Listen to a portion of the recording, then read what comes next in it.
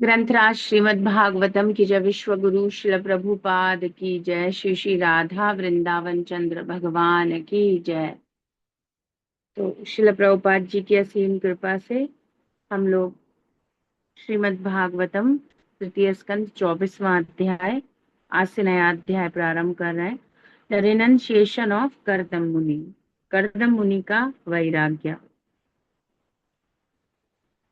बहुत ही सुंदर अध्याय है। इस अध्याय में हम भगवान कपिल है ना प्रकट होंगे, वो देखेंगे। करदम ऋषि की प्रार्थनाएं भगवान कपिल से, ब्रह्मा जी की प्रार्थना, ये सब हम देखेंगे। और देवहूति माता का सौभाग्य, भगवान उनके पुत्र के रूप में अवतरित होंगे। तो पिछले अध्याय में हमने देखा था, 23वें अध्याय में माता शोक कर रही थी, है ना।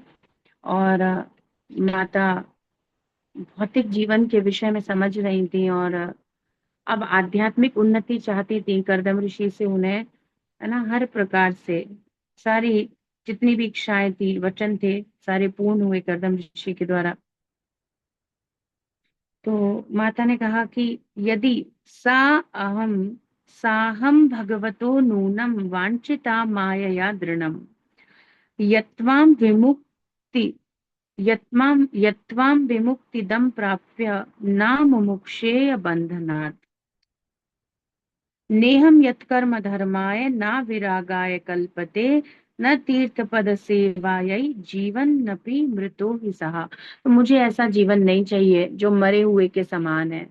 मैं ऐसा जीवन निर्जीव मृत के समान नहीं जीना चाहती, केवल एक धौंकनी जो है ना चमड़े का बना हुआ थैला सांस ले रहा है, केवल उसमें वायु जा रही है आ रही है, लोहार की धौंकनी के जैसे चमड़े के थैले के रूप में मैं जीवन नहीं चाहती। क्यों? क्योंकि जब तक आध्यात्मिक उन्नति नहीं है, हमारा जीवन मरे हुए के समान है। उसे जीवित नहीं कहा जाएगा जो भगवान श्री कृष्ण की भक्ति नहीं कर रहा। तो इसीलिए मेरे साथ बहुत बड़ा छल हो जाएगा अगर मैंने मनुष्य जीवन प्राप्त करके अपनी मुक्ति के मार्ग या आध्यात्मिक उन्नति के विषय में नहीं सोचा, है ना। तो अब उससे वो सारे श्लोकों के बाद यहाँ जो आज से हम नया अध्याय प्रारंभ कर रहे हैं, तो करदम ऋषि उन्हें वह मार्ग दिखाएंगे, है ना, कि अब वे आध्यात्मिक उन्नति चाहती हैं तो आध्यात्मिक उन्नति का मार्ग करदम ऋषि उन्हें बताएंगे। तो, तो नया अध्याय 24वां शुरू करेंगे। तो उससे पहले आज के कोट में श्रील प्रभुपाद कह रहे हैं, Chaitanya Mahaprabhu's movement means to become compassionate to the poor people. भाई गरीबों पर दया दिखानी चाहिए, ये तो संसार में सभी जानते हैं कि भाई गरीब जो लोग होते हैं ना दया के पात्र हैं। तो चैतन्य महाप्रभु का ये जो आंदोलन है, हरे कृष्ण आंदोलन, कृष्ण भक्ति के प्रचार का आंदोलन, इसका अर्थ क्या है? ये आंदोलन है गरीब लोगों के लिए। ये दया के लिए है। ये वास्तविकता में मानव सेवा कर रहा है आंदोलन। सो पुअर पीपल मीन्स, तो भाई पुअर होते कौन है? तो कह रहे हैं those who are poor in spiritual understanding. जो गरीब है उसका अर्थ है कि भाई वो भौतिक स्थितियों में गरीब हो ना हो, मतलब संसार के दृष्टिकोण से, लेकिन जो व्यक्ति आध्यात्मिक दृष्टिकोण से शून्य है, जो व्यक्ति भक्ति नहीं कर रहा, जिसके जीवन में हरे कृष्ण महामंत्र नहीं है, भाई उसे गरीब कहते हैं। अब लोगों ने कितनी गलत डेफिनेशन बनाई है। भौतिक संपत्ति, भौतिक साधनों के आधार पर लोग किसी को गरीब कह रहे हैं और किसी को अमीर कह रहे हैं। यहाँ कोई बिलेनियर मिलेनियर भी है यदि, और वह भौतिक स्थितियों में तो बहुत उन्नत है, लेकिन आध्यात्मिक जीवन के दृष्टिकोण से शून्य है, तो वह सबसे गरीब आदमी है। तो पुअर पीपल होते कौन है? कौन गरीब है? वो व्यक्ति गरीब है, वो व्यक्ति दुखी है, चाहे वह समझ ले। हाँ, आज सारे लोग गरीब ही हैं। तो गरीब है ही, जो तथाकथित संसार भी गरीब मानता ही है, क्योंकि जो भी भगवत भक्ति नहीं कर रहा वो गरीब ही है। और जो अमीर है वो भी गरीब है। तो हमारे धन की वास्तविक स्थिति क्या है ना। तो भजन है ना, मन मोरा धन मोरा नित्यानंदा, मन मोरा गौरचंद्र। जिसके पास भगवान के प्रेम का धन नहीं है ना, वो गरीब है। कौन से धन से देखा जाता है? शास्त्र किसको कहते हैं, है ना, सत्य क्या है? तो यहाँ पे धन कमा लेने से कोई अमीर नहीं हो जाता। दे आर थिंकिंग, है ना, वो केवल सोच रहे हैं that they are big man, अरे हम बहुत बड़े आदमी हैं, but they are poor, they are the poorest. और भी प्रभुपाद ने कहा, भाई तुम सबसे ज्यादा गरीब निर्धन व्यक्ति हो, तुम्हारे पास क्या नहीं है। They are losing the chance of understanding Krishna in this human form of life, because तुम इस जीवन में श्री कृष्ण को जानने का सुंदर सुनहरा अवसर खो रहे हो। तुम इतने निर्धन हो, तुम इतने भाग्यहीन और गरीब स्थिति में हो कि तुमसे ज्यादा, है ना, अभागा कोई नहीं है। यदि किसी व्यक्ति के पास भगवत प्रेम नहीं है, भगवत ज्ञान नहीं है, भगवान के प्रति कोई चेतना नहीं है, या कहें हम कृष्ण भावना अमृत नहीं है, वह व्यक्ति सबसे ज्यादा गरीब है। तो हमें गरीबों की सहायता करनी चाहिए। अब आप समझ गए कि आपके पास क्या है। अब कोई कहे कि भाई गरीबों की सहायता करने के लिए हमारे पास धन होना चाहिए, तो हरि नाम वो सबसे बड़ा धन है। हरे कृष्ण महामंत्र है ना, हम लोग करते हैं ना, आपको पता है ना उसका महत्व, आपको उसे दूसरों को वितरित करना चाहिए, तो आप बन जाओगे बहुत बड़े चैरिटी करने वाले, और वो भी ट्रांसीडेंटल, है ना, दिव्य स्थितियां। और आप बहुत बड़े समाज के, मानवता के सेवक बन जाओगे यदि आप भगवान के नाम का वितरण करते हो। तो अब बताओ, यदि कोई कहे कि अरे हमें तो कभी लगा ही नहीं था, हम इतने धनवान हैं, क्या हम दूसरों को कुछ दे सकते हैं?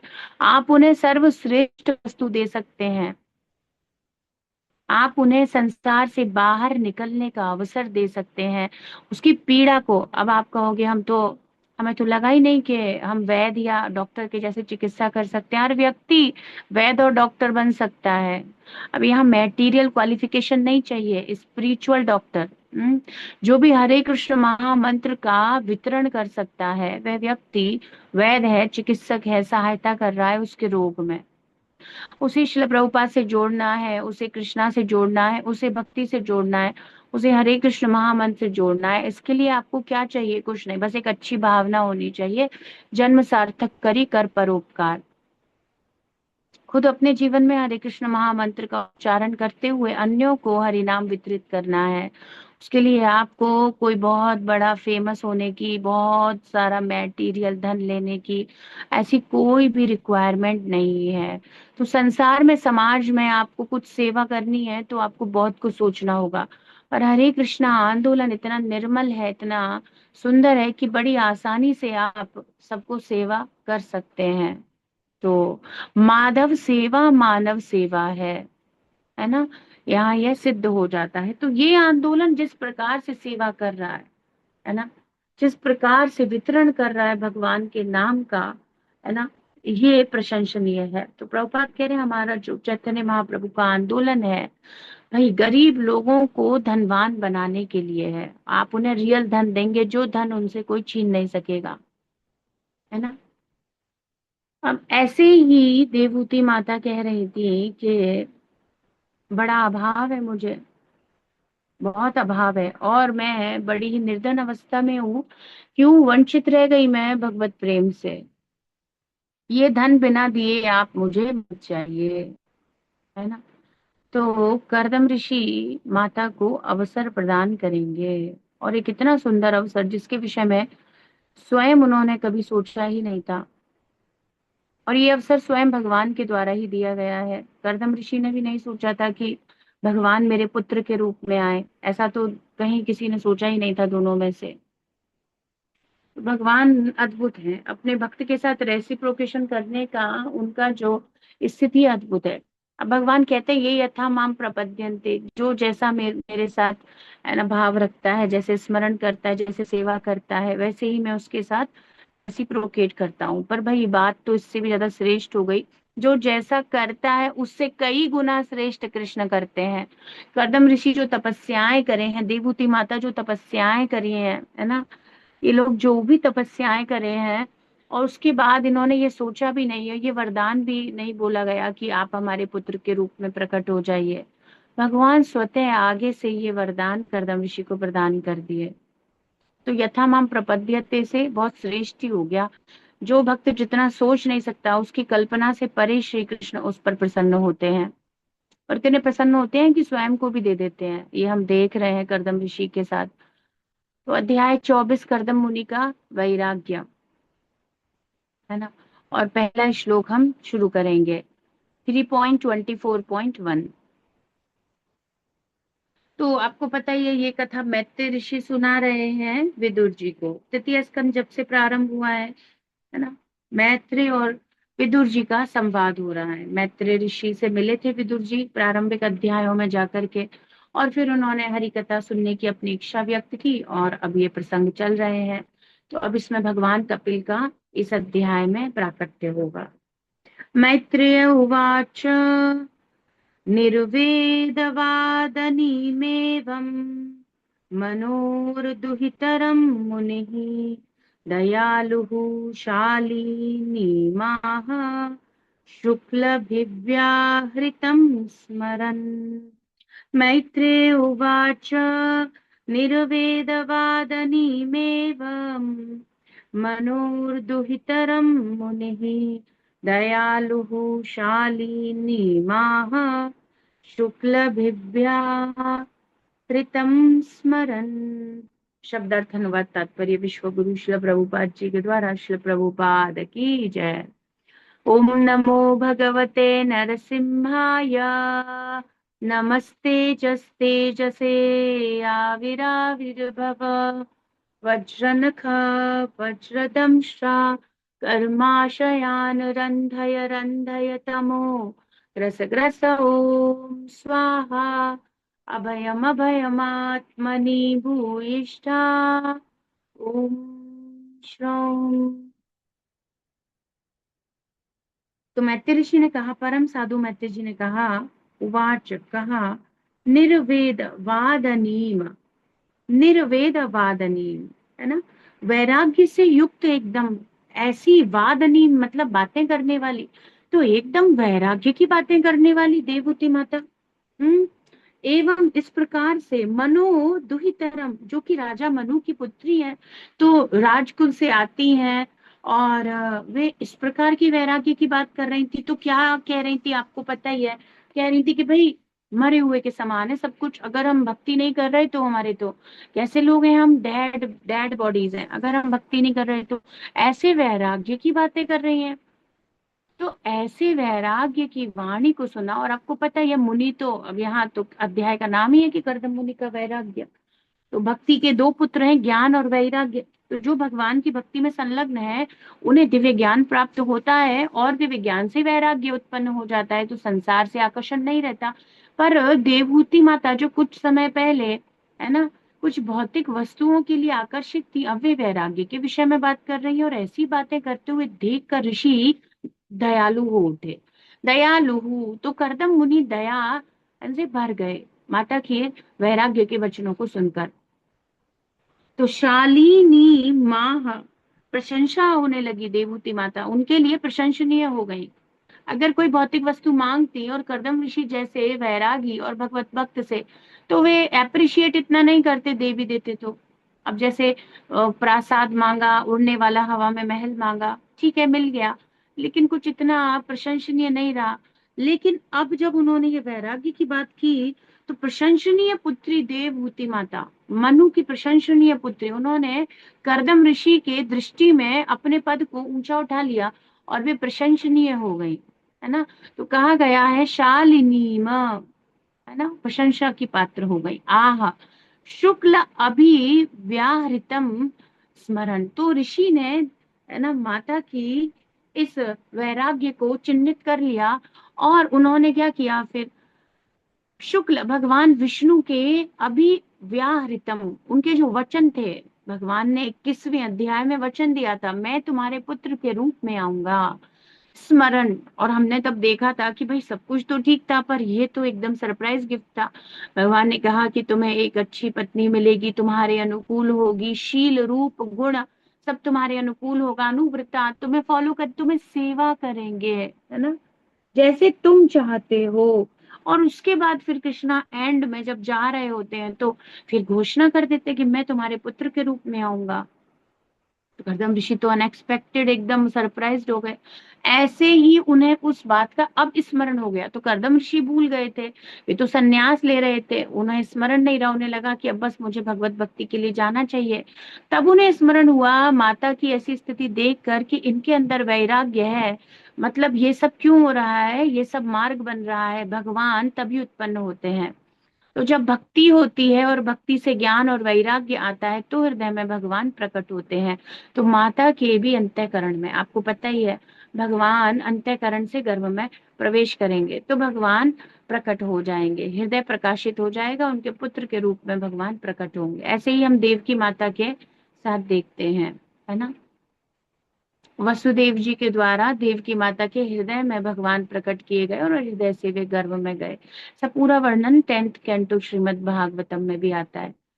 तो कह रहे हैं कि भगवान विष्णु के वचनों का स्मरण किया मुनि ने, और कर्दम मुनि ने वैराग्य पूर्ण बातें करने वाली स्वयंभू मनु की प्रशंसनीय पुत्री देवहूति माता से इस प्रकार कहा। तो अभी, है ना, मुनि उनके ये जो मन विचलित हो गया है कि मेरा क्या होगा, मेरा जीवन तो व्यर्थ हो गया बिना आध्यात्मिक उन्नति के, मैं तो माया के द्वारा दृढ़ रूप से कठोर तरीके से ठगी गई हूँ। तो इन सारे वचनों को शांत करते हुए उनसे कहेंगे निराश मत हो, है ना। आपको निराश होने की जरूरत नहीं है, आप पर अत्यंत भगवान की कृपा है। वे समझाएंगे कैसे है।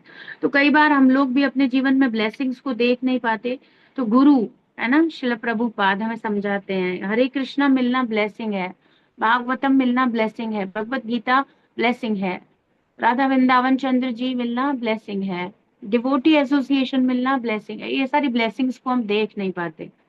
तो देखिए इंग्लिश में, recalling the words of Lord Vishnu the merciful sage Kardama replied as follows to Swayambhu Manuj praise worthy daughter, है ना। अब उनके लिए क्या कहा जा रहा है, प्रशंसनीय है। Devahuti who was speaking words full of renunciation because of that. एक तो राजा की पुत्री है, स्त्री शरीर में है, इतना उच्च वैराग्य कैसे हो सकता है, तो ये सब प्रशंसनीय है। तो कह रहे ऋषिरुवाच माखिरो राजपुत्रेथा पुत्रिथम आत्मानं प्रत्यनिन्दिते भगवांस्ते क्षरो गर्भम अदूरात् संप्रपद्यते माखिदो राजपुत्रिथम आत्मानं प्रत्यनिन्दिते भगवांस्ते क्षरो गर्भम अदूरात् संप्रपत्स्यते। देखिए ऋषि रुवाच, तो यहाँ पर ऋषि कौन से हैं, मैत्रेय ऋषि आगे चले गए, अब यहाँ कर्दम ऋषि कह रहे हैं माँ खिदो, निराश मत हो जाइए। तो आप ऐसे निराश मत होइए, आपका जीवन व्यर्थ नहीं हुआ है, आप निराश मत होइए। राजपुत्री, हे राजकुमारी, निराश होने की आवश्यकता नहीं है। इत्थम, इस प्रकार, आत्मानम प्रति अनिंदिते, हे प्रशंसनीय देवहूति, आप तो प्रशंसनीय हैं, आप तो वैराग्य की स्थिति में स्थित हैं, तो आप तो निसंदेह प्रशंसनीय हैं। इस प्रकार, है ना, भगवान ते अक्षरहा गर्भम अदूरात, बिना देर किए।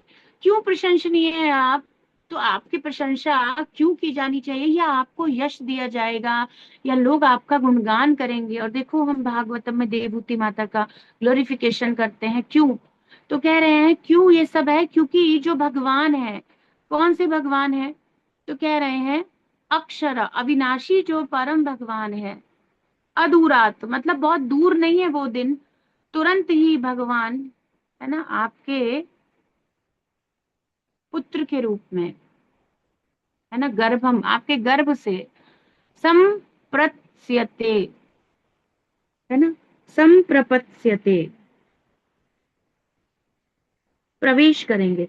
तो आपके गर्भ में भगवान बहुत जल्दी प्रवेश करेंगे, इसीलिए अनिंदिते, आप प्रशंसा के योग्य हैं। माँ खिदा, आप निराश मत हो जाइए, अपनी ब्लेसिंग्स को देखिए, तो आप पर श्री कृष्ण अत्यंत प्रसन्न है, भगवान आपको अपनी माता के रूप में स्वीकार किए हैं, है ना। तो कह रहे हैं कि मुनि ने कहा, ही राजकुमारी, आप अपने आप से निराश ना हो, आप अत्यंत निसंदेह प्रशंसनीय हैं। अविनाशी पूर्ण पुरुषोत्तम भगवान शीघ्र ही पुत्र रूप में आपके गर्भ में प्रवेश करेंगे। The sage said, do not be disappointed with yourself, O princess. You are actually praiseworthy. The infallible supreme personality of Godhead will shortly enter your womb as your son.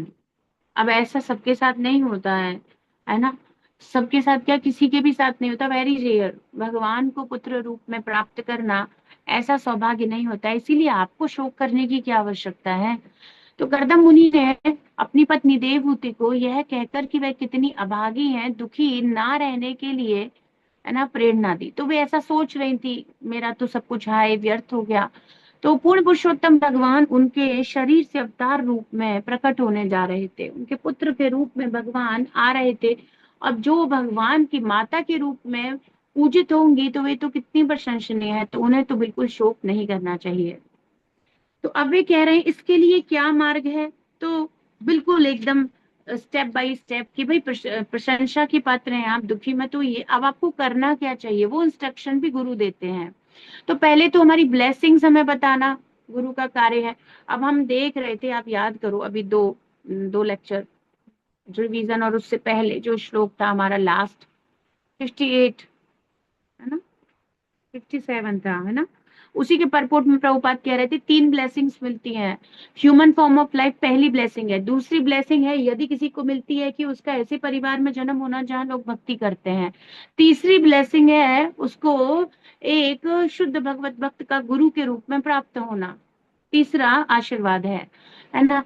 तो दूसरा आशीर्वाद में दिक्कत हो सकती है, पहला और तीसरा तो सरलता से मिल गया। तो आशीर्वादों के विषय में गुरु बताते हैं, तो यहाँ पर देवहूति माता के गुरु के रूप में कर्दम ऋषि ही हैं, है ना। तो वे कह रहे हैं कि ब्लेसिंग्स को काउंट करो। दूसरी बात अब क्या करो, अब आपको वो इंस्ट्रक्शन सुनने हैं। तो कह रहे हैं कि पूर्व में भी आपने बहुत सारे व्रत इत्यादि किए हैं, उन्हीं का फल है कि कृष्ण आपसे प्रसन्न है, और अब भी आपको आगे इसी प्रकार से आचरण करना चाहिए। तो उन्होंने कहा धृतवृत्तासि भद्रम ते दमेन नियमेन च तपो द्रविण दानैश्च श्रद्धया चेश्वरम भजा। तो कह रहे हैं ईश्वरम भजा, आप ईश्वर का भजन करो, सेवा करो।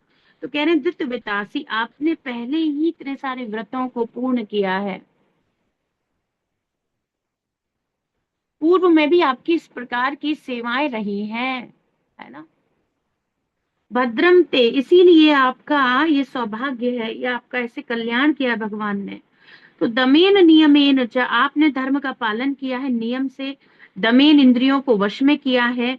तो तपो द्रविण दानैश्च, अब भी आप ऐसे ही करिए, तपस्याएं करिए, धन का दान करिए, जो भी मतलब आपके पास है सेवा का साधन अवसर, शरीर से, मन से, वाणी से, धन से, जैसे भी, है ना, मनसा वाचा कर्मणा, जैसे भी हम कृष्ण को सेवा कर सकते हैं। श्रद्धा रखते हुए ईश्वर की सेवा करो। ईश्वरम भज, ईश्वर को सर्व करो, है ना। तो यहाँ करदम ऋषि उन्हें अब उस मार्ग में चलने के विषय में भी बता रहे हैं। तो आपने पवित्र व्रत धारण किए हैं, ईश्वर तुम्हारा कल्याण करे। अब अब आप ईश्वर की पूजा अत्यंत श्रद्धा, संयम, नियम, तपस्या अपने धन के दान के द्वारा करिए, है ना। तो आगे भी आपको यही करना है, और अधूरा बहुत देर नहीं लगेगी, तुरंत भगवान प्रकट हो जाएंगे। So you have undertaken sacred vows, God will bless you. Hence you should worship the Lord with great faith to sensual control, through sensual control, religious observances, austerities and gifts of your money in charity. तो जो भी आपके पास है उससे श्री कृष्ण को प्रसन्न करिए। तो भगवान की कृपा प्राप्त करने अथवा आत्मिक दृष्टि से आगे बढ़ने के लिए मनुष्य को चाहिए कि आगे बताई गई विधि से आत्म संयम रखे, इंद्रिय तृप्ति पर संयम रखे, धार्मिक सिद्धांतों की विधियों एवं नियमों का पालन करे। तो मनुष्य को क्या करना चाहिए, अपनी इंद्रियों को नियंत्रित करते हुए। तो हम लोगों को बहुत सरल सा तरीका श्रील प्रभुपाद जी ने बताया, 4 नियम का पालन और हरे कृष्ण महामंत्र के, है ना, 16 मालाओं का जप के द्वारा बड़ी आसानी से हम कलयुग के जैसे घोर समय में, जिसमें हर जगह माया है, इतनी प्रबल कंडीशन है, उस जगह भी भक्ति साधना को कंटिन्यू कर सकेंगे। है ना, अपनी इंद्रियों को संयमित रख सकेंगे। तो इंद्रियों को नियमित रखना है, इंद्रिय तृप्ति पे संयम रख के धार्मिक सिद्धांतों का पालन होगा, नियमों का पालन होगा। कोई कहे कि भाई इतना जरूरी क्यों है? अब आप बताओ, यदि इंद्रियां नियमित नहीं है, जैसे एक बहुत छोटा सा उदाहरण लीजिए, मॉर्निंग साधना डिस्टर्ब चल रही है, और मैं आजकल बहुत सारे मॉर्निंग साधना ग्रुप के डिवोटीज को देख रही हूँ, टाइमिंग्स डिस्टर्ब हो रहे हैं। तो वो सब क्यों हो रहा है? कहीं ना कहीं हमारा सोने का समय निर्धारित नहीं है और उठने का समय निर्धारित हो नहीं पा रहा है। तो क्यों होता है? तो कितनी बार तरीका बताया गया है कि जो लोग सुबह जल्दी उठना चाहते हैं, आपको जो प्रसाद है भगवान का, वो 6 बजे से पहले ले लेना है। जब हम इवनिंग जपा सेशन शुरू करते हैं, उस समय तक आप प्रसाद लेकर फ्री हो जाइए, या फिर जस्ट आफ्टर इवनिंग जपा सेशन 7 बजे लास्ट रखो। अगर आप इतनी जल्दी भोजन कर लेते हैं, प्रसाद ले लेते हैं, तो डाइजेशन प्रोसेस 9-10 बजे तक कंप्लीट हो जाएगा। उसे 3 आवर्स चाहिए। साइंटिफिक तरीका भी यही है, और आयुर्वेद में भी ऐसे ही एक्सप्लेन किया गया है। और फिर वो करने से जो हमारा बॉडी है पूरी रात रिकवरी में जाता है, और सुबह फ्रेश होकर के हम अच्छे से एकदम आप अच्छा फ्रेश फील करोगे, और आराम से सुबह उठ सकते हो 4 बजे, कोई दिक्कत नहीं है।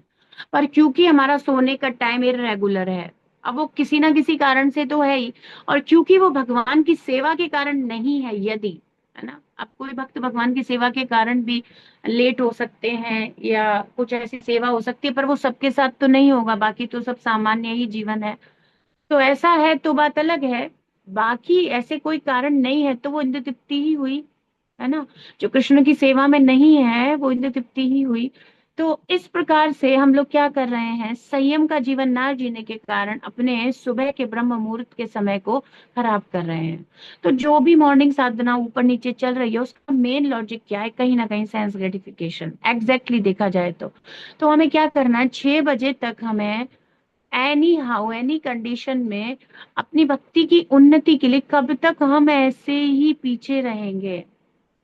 अब यहाँ करदम मुनि है, तो करदम मुनि देवूति माता को इंस्ट्रक्ट कर रहे हैं, और शिला प्रभुपाद जी अपने परपोर्ट्स के द्वारा हमें इंस्ट्रक्ट करते हैं। तो गुरु का कार्य है शिष्य को बार बार समझाना, और हमारा कार्य है कि अगर हम लोग फॉलो भी नहीं कर पा रहे तो बार बार कोशिश करना, प्रयासरत रहना। ऐसा जीवन बड़ा खतरनाक हो जाएगा जहां व्यक्ति अब एडवांसमेंट के विषय में सोचना छोड़ दे। अब दीक्षा हो गई, या ठीक है अब हम स्टेबल आ गए, अब ठीक है, ये जो एक सेटिस्फेक्शन या स्टेबिलिटी वाली कंडीशन है, ये बहुत ही हानिकारक है। हमेशा एक विद्यार्थी के जैसे जिज्ञासु और विनम्र होना चाहिए, और सेवा करने के लिए तत्पर होना चाहिए, अपनी भक्ति में उन्नति के लिए तत्पर होना चाहिए। एक ये भाव आ जाना कि मैं तो अब सिद्ध भक्त हो गया, या मैं तो अब दीक्षित हूँ, या मैं तो अब मैं तो परफेक्शन में 16 माला पे पहुंच ही गई, तो बस हो गया सब काम। तो ये चीजें हमारे मार्ग में अवरोध कर लेंगी। तो हमें क्या करना है, हमेशा अपने एडवांसमेंट के लिए भक्ति में प्रयासरत रहना है। चाहे हम किसी भी स्थिति में पहुंच जाएं, हम हमेशा प्रयासरत रहेंगे, उत्सुक रहेंगे, है ना। तो उसके लिए हमें हमेशा रूल्स एंड रेगुलेशंस को फॉलो करना है। तो भगवान से कृपा प्राप्त करने के लिए क्या साधन है? अपनी इंद्रियों पर संयम रखें। तो कोशिश करें कि इस 6 बजे के बाद अन्न ना लें। अगर बहुत कोई आवश्यकता है तो कुछ हल्का, कुछ भी आप ले सकते हैं। हल्का मतलब जानते ही हैं, कुछ भी हल्का फ्रूट, या फ्रूट ना लें तो फिर कुछ थोड़ी बहुत चीजें, मखाने वगैरह, या कुछ वेरी रेयर। और धीरे धीरे जब आप प्रैक्टिस करोगे तो इन चीजों की भी आवश्यकता नहीं पड़ेगी। मिल्क भी एक पूरा फूड होता है। अगर आप सोचते हो कि मिल्क ले ले, तो वो भी पूरा फूड हो जाएगा, क्योंकि बच्चा हम देखते हैं ना, उसको भी पूरा फूड ही माना गया है। तो वो भी अगर लेना है तो जल्दी ले लेना चाहिए, है ना। तो ऐसी सारी स्थितियों को ध्यान में रखते हुए हम चलेंगे तो क्या होगा, तो भगवान जल्दी प्रसन्न हो जाएंगे। तो संयम और तपस्या तथा संपत्ति का त्याग के बिना मनुष्य को भगवत कृपा प्राप्त नहीं हो सकती। तो ये तो भाई अब अल्टीमेटम लाइन दे दी। हम कैसे भी उठे, हम कैसे भी सोए, हम बिल्कुल कैसा भी जीवन जी रहे हैं, हम अपने आप को प्रभुपाद का कह रहे हैं, ऐसा तो नहीं हो पाएगा, ऐसा तो नहीं चलेगा। भगवत कृपा प्राप्त होना कठिन हो जाएगा अगर हम संयमित नहीं होते। अच्छा, ये हो सकता है स्ट्रगल है, किसी को देर से समझ में आता है, किसी को जल्दी समझ में आता है, पर अगर समझ में आ रहा है तो काम करना शुरू करिए। कोशिश करिए अपने आप को उतना लेट मत होने दो कि आपका सुबह उठना कठिन हो जाए। करदम मुनि ने अपनी पत्नी को उपदेश दिया, तुम्हें धार्मिक नियमों का पालन करते हुए दान देकर तपस्या पूर्वक भक्ति में तत्पर होना होगा। है ना। दान देकर, अब आप कहोगे तो पैसे की भी हो रही है बात, पर हम तो भाई दान का अर्थ है आपका समय देना, यहाँ से शुरू होता है ना। चैरिटी का मीनिंग क्या, धन से ही दान होता है। आप वाणी से दान कर सकते हो, आप भगवान की सेवा के लिए दूसरों को कह रहे हो, गीता क्लास के लिए, हरे कृष्णा चैंटिंग के लिए कह रहे हो, आप दान कर रहे हो, आपका समय, आपका वाणी, आपका सामर्थ्य दान कर रहे हो, ये सब आप हेल्प कर रहे हो ना। तो आप कृष्ण की सेवा में दान कर रहे हो ना। तो धन का दान एक ऊपर ऊपर से कही गई बात है कि मोटे रूप से हाँ ठीक है, और अगर धन से है तो भाई धन से भी करना चाहिए, है ना। तो ये समझने की बात है। तो धार्मिक नियमों का पालन करते हुए दान देकर तपस्या पूर्वक भक्ति में तत्पर होना होगा। और प्रभुपाद कहते हैं सबसे बढ़िया दान शुरू होता है जब आप समय निकालते हो कृष्णा के लिए, श्रवण करने के लिए, उनकी सेवा करने के लिए। जब आप समय निकालते हो, यहाँ से आपका दान शुरू होता है, समय निकालने से। वो व्यक्ति बहुत बड़ा दानी है जो भगवान के श्रवण कीर्तन के लिए समय निकाल रहा है, धन से बड़ा दान कर रहा है वो, है ना। माया के प्रपंचों में भी वह यह स्वीकार कर रहा है कि नहीं, मुझे कृष्णा के विषय में श्रवण करना है। तो यह तत्परता होनी चाहिए, तभी तुम परमेश्वर प्रसन्न कर सकोगे, और तुम्हें पुत्र रूप में वे प्राप्त हो जाएंगे, भगवान आपके पुत्र रूप में अवतरित हो जाएंगे, यदि आप ऐसे नियम का इंद्रियों के नियंत्रण करते हुए पालन करते हो। तो अब क्या करना है ना, ऐसे आपको चलना चाहिए। तो गुरु के अनुसार उन्होंने निर्देश दिया। स त्वयाराधितः शुक्लो वितन्वन्मामकं यशः चेता ते हृदय ग्रंथिम औदर्यो ब्रह्म भावनः। वेरी ब्यूटीफुल श्लोक है ना, बहुत सुंदर श्लोक है। तो उन्होंने कहा स्व त्वया आराधितः, आपके द्वारा आराधित होकर, सेवित होकर, पूजित होकर, शुक्ल वितनवन, भगवान श्री कृष्ण शुक्ल, आपको पता है ये पहले भी कर्दम ऋषि शुक्ल कहकर ही संबोधित करे हैं, धर्म शुक्ल कह रहे थे, वो जो परम भगवान है तो भी कह रहे थे शुक्ल, है ना। पिछले अध्याय में काफी बार ये शब्द उन्होंने प्रयोग किया भगवान को। और जब उन्होंने कहा बिंदु सरोवर में स्नान करिए, तो कह रहे थे कि शुक्ल के द्वारा कृपा प्राप्त है ये बिंदु सरोवर, है ना। भगवान के द्वारा कृपा प्राप्त है, इसको भगवान का आशीर्वाद प्राप्त हुआ है, इसीलिए इसमें स्नान करने से इच्छाएं पूरी होती हैं, जो कि आज भी है बिंदु सरोवर, है ना। उसमें स्नान करने से लोग जाते हैं, बहुत बड़ा तीर्थ है।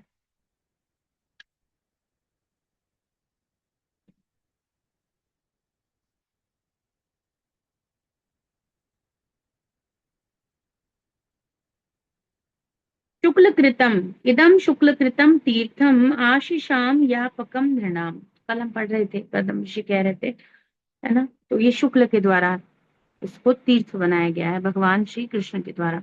तो यही कह रहे हैं कि त्वया आराधिता शुक्लो, भगवान आपके द्वारा आराधित होकर, वितनवन मामकम यशः, विस्तार करेंगे आपके पुत्र के रूप में, और मामकम यशः, आपका तो जीवन पूर्ण है ही, मेरे यश का विस्तार करेंगे, मेरे पुत्र के रूप में आएंगे ना, आपके पुत्र के रूप में आएंगे, तो मेरा यश भी विस्तरित होगा, मुझे यशस्वी बना देंगे। अब जिनके पुत्र भगवान श्री कृष्ण हो, जैसे देव की माता वसुदेव जी, नंद बाबा, माता यशोदा, तो ये है ना यशस्वी, यही परम यश है। तो कह रहे हैं कि जब भगवान अपने इस तरीके से भगवान विस्तरित होंगे, आपके पुत्र के रूप में आएंगे, तो मेरा यश भी, है ना, सर्वत्र प्रचारित होगा। श्वेता ते, और वे क्या करेंगे, आएंगे तो मेरे यश का विस्तार तो करेंगे ही, लेकिन आपके श्वेता काट देंगे ते हृदय ग्रंथिम, आपके हृदय की ग्रंथि को। क्या हृदय ग्रंथि है हमारी, मैसेज में लिख के बताइए, है ना। और क्या करेंगे, औदर्य, तुम्हारे पुत्र के रूप में, आपके पुत्र के रूप में गर्भ से अवतरित होकर आपके हृदय की ग्रंथि को काट देंगे, ब्रह्म भावन, ब्रह्म ज्ञान द्वारा या दिव्य शिक्षा के द्वारा, अपने उपदेशों के द्वारा। हाँ जी। ये सारी हृदय ग्रंथि है। अपने आप को शरीर समझना, अपनी पहचान शरीर से करना, भौतिक चीजों से आसक्ति हो जाना, शरीर से आसक्ति है, फिर उसके बाद तो अन्य सारी चीजों से आसक्ति हो ही जाएगी, है ना। अपने संबंधों से, अपने घर से, परिवार से, समाज से, देश से, सबसे आसक्ति। तो भौतिक ग्रंथि यही है, इसी को रिमूव करना है। मतलब अगर हम कहें तो एग्जैक्ट एक वर्ड में कंक्लूड करें तो हमारा मिथ्या अहंकार, मिथ्या अहंकार कि मैं संसार का हूँ, मैं माया का हूँ, जबकि मैं कृष्ण का हूँ, ये हमारा रियल अहंकार है ना। भगवान के दास होना हमारा रियल अहंकार है। तो इस मिथ्या अहंकार की ग्रंथि को काट कर इसका भेदन कर देंगे अपने वचनों से। अब आप देखो, अब आप रिमेम्बर करो, हम 18 चैप्टर भगवत गीता के लास्ट पार्ट में है और वहां पर यही हो रहा था। एंड अर्जुन यही कह रहे थे कि आपके ये जो वचन है इनसे क्या हो गया, मेरा मोह नष्ट हो गया, मेरा ज्ञान नष्ट हो गया। अच्छा, और संजय संजय भी यही कह रहे थे, है ना। अर्जुन और भगवान श्री कृष्ण के बीच के संवाद से मैं क्या हो गया, धन्य हो गया। समस्मृत्य समस्मृत्य, बार बार सुन रहा हूं तो मेरे तो हृदय में परम आनंद हो रहा है। वैसा सुख नहीं है जो संसारिक सुख है, उनको परम आनंद की प्राप्ति हो रही है। तो जब तक न विद्यते हृदय ग्रंथिश्छिद्यन्ते सर्व संशयाः क्षीयन्ते चास्य कर्माणि दृष्ट एवात्मनीश्वरे।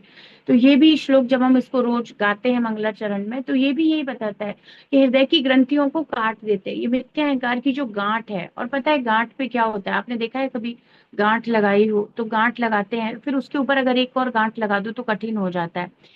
ऐसे हमने करोड़ों गांठें लगा रखी हैं अपने हृदय में। पहली गांठ कि मैं शरीर हूँ, उस पे एक दूसरी गांठ लग गई, मैं ये शरीर हूं तो मैं भोगता हूँ, है ना। फिर उसके ऊपर किस किस का भोगता हूँ, तो मैं स्त्री हूँ या मैं पुरुष हूँ, पुत्र हूँ पुत्री हूँ विद्यार्थी हूँ, ये भोगता हूँ। ये शरीर मेरा है, मेरा देश एक और गांठ, मेरा राज्य, मेरी जाति, मेरा लिंग, ये सारी गांठ है। तो इतना बड़ा वो हृदय का ग्रंथि हो गया, है ना। उसको भेद देते हैं भगवान अपने वचनों से।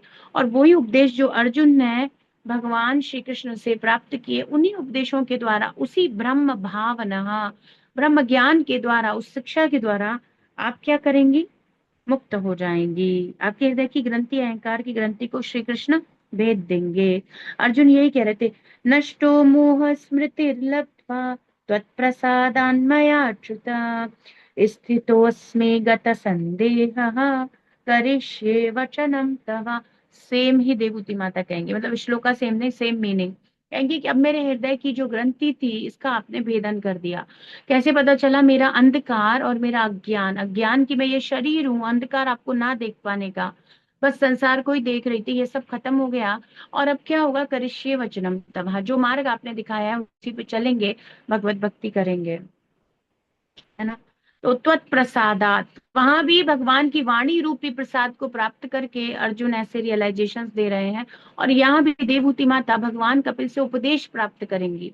तो आप देखो, कहीं भी जब भी आप देखोगे किसी को भी अज्ञान से मुक्ति प्राप्त हुई है, या किसी के भी हृदय की ग्रंथि अहंकार को काटा गया है, तो उनको कैसे किया गया है, ये सब कुछ वचनों के द्वारा, भगवान ने अपने वचन के द्वारा, अपनी वाणी के द्वारा किया है। अब आपको बताइए, भगवान या भगवान के प्रामाणिक प्रतिनिधि के वचन के द्वारा यह संभव है।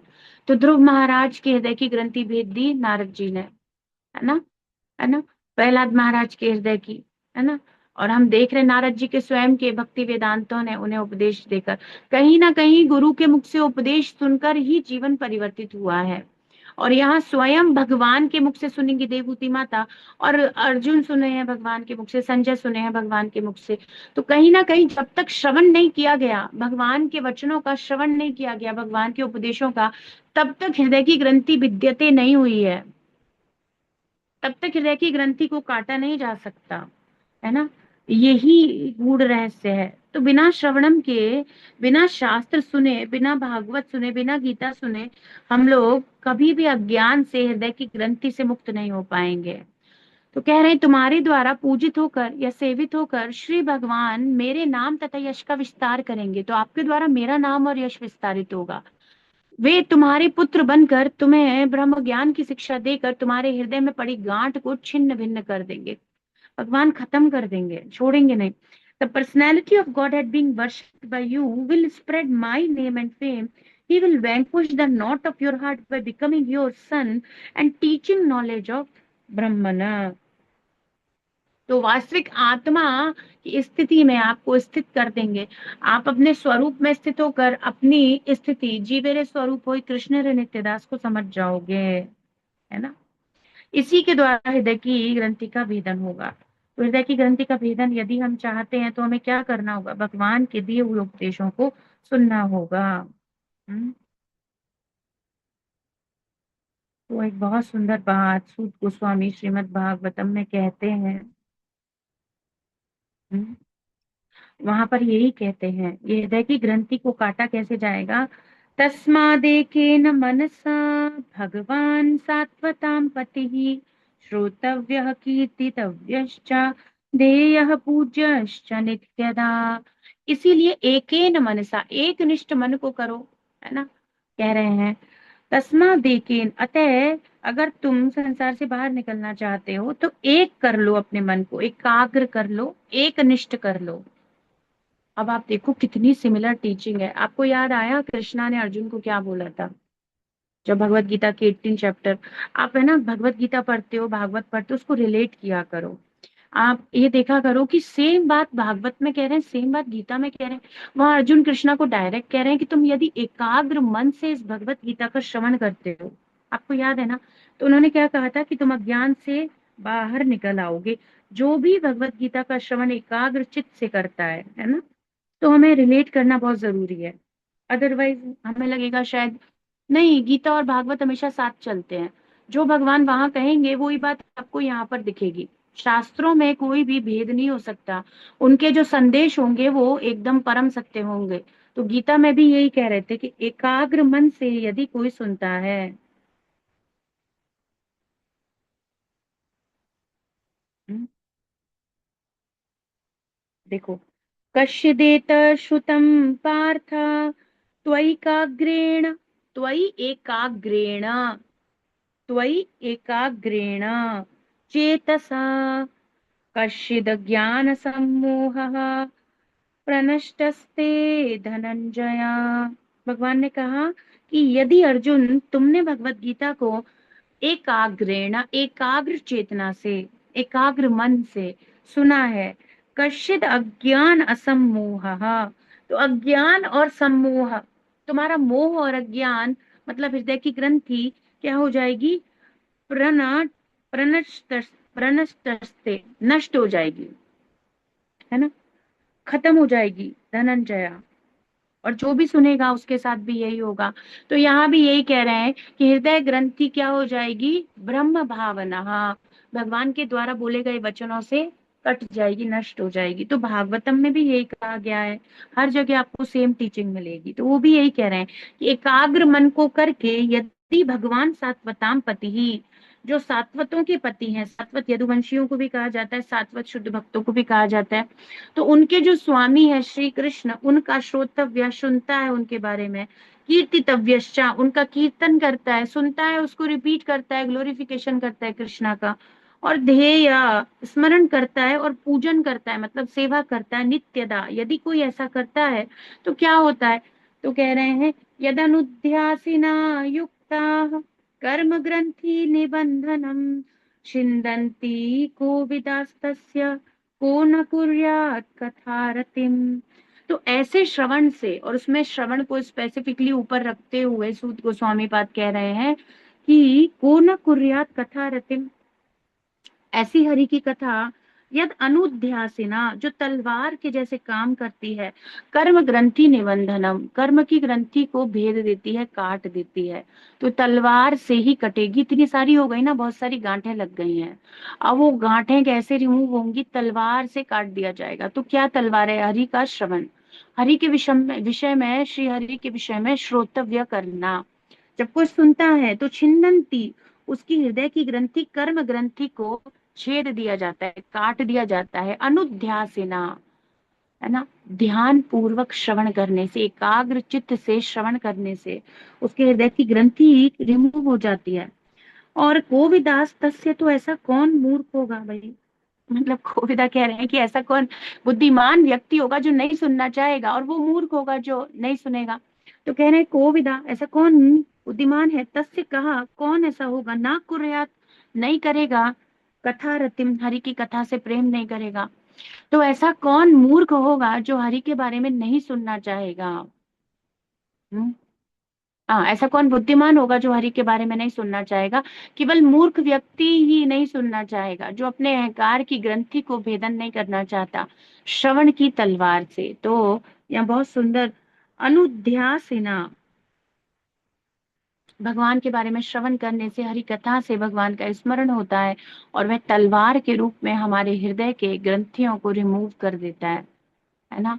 तो ये अत्यंत आवश्यक है। तो इस शिक्षा से क्या होगा, देवहूति माता की हृदय में पड़ी हुई गांठें छिन्न भिन्न हो जाएंगी। अब आपको पता ही है, अप्लाई कर लीजिए प्रैक्टिकल एप्लीकेशन ऑफ भागवतम। यदि हम सुनते हैं एकाग्र मन से, तो हमारे हृदय की ग्रंथियां देवहूति माता के साथ साथ रिमूव हो जाएंगी, है ना। यही तो हम गीता में देख रहे थे। अर्जुन के साथ हुआ, संजय के साथ हुआ, देवहूति माता के साथ हुआ, इसी संदेश से हुआ, संदेश सिमिलर है। और अगर हम सुनेंगे तो क्या हमारे साथ नहीं होगा, सेम होगा। सब सारे डिवोटीज के realisation after Srimad Bhagavatam same है। वो क्या है, भगवत प्राप्ति, भगवत प्रेम की प्राप्ति, है ना। सेम ही होगा। तो यदि हम भी क्या करते हैं, सुनते हैं एकाग्र चित्त से, एकाग्रेण मनसा, तो जल्दी काम हो जाएगा। तो यही संदेश हमारे लिए भी है, कर्दम ऋषि का, भगवान श्री कृष्ण का, सूत गोस्वामी का, सुखदेव गोस्वामी का, सभी आचार्य गणों का। तो इसका जो परपोट है हम कल डिस्कस करेंगे, वेरी ब्यूटीफुल परपोट। और आप लोग 3.24.4 का परपोट पढ़कर आइए तो आपको बहुत अच्छा लगेगा। ग्रंथराज श्रीमद् भागवतम की जय, विश्व गुरु शिल प्रभुपाद की जय, श्री श्री राधा वृंदावन चंद्र भगवान की जय।